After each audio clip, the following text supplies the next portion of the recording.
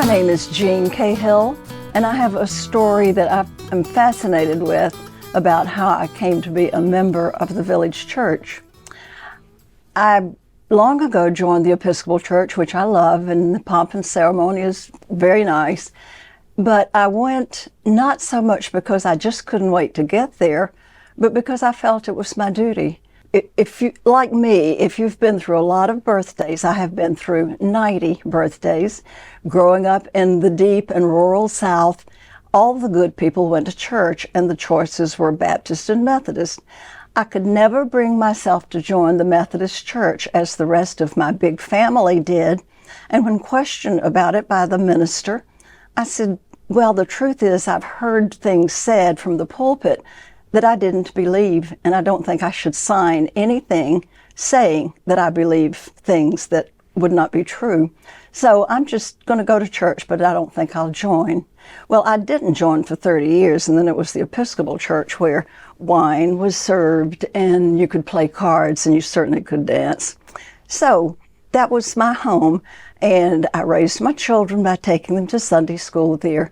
But again, it was more of an obligation, something I thought I was supposed to do, and I enjoyed it, and I looked forward to seeing friends, but I never came away with what I thought was a really concrete means of living a better life. So I moved to Hapeville to be near my daughter, and she said, Mom, I think you ought to go to the village church one time before you go anywhere else and just listen to Ray Waters. And I said, fine, because it was right around the corner from where I live. So I walked over to the church, and I could not get over the feeling of love that permeated that place and all the people there. And the people did not look like I was accustomed to seeing in church, dressed up white folks like me. There were people from all walks of life and from various backgrounds and beliefs, and everybody just enjoyed each other and had a fine time. There was lots of hugging, and the message from Ray Waters was incredible. I thought, how did he know that about me? How did he know that's what I'm struggling with right now? Because I felt every word he said was directed to me. I mentioned that to somebody else who said, I thought he was talking to me. Well, every Sunday, that's the way I feel when I go to that church.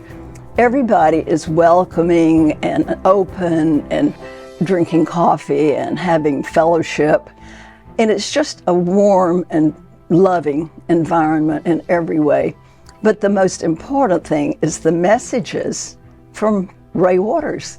He takes the same Bible verses that I've heard for most of my life and gives them a contemporary meaning. It's as though he's working from a different perspective. He brings it into the today.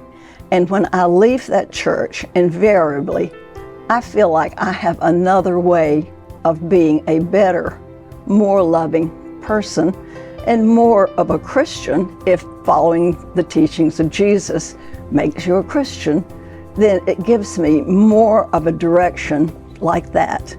Whereas before, it was just a Bible verse I'd heard a lot of times.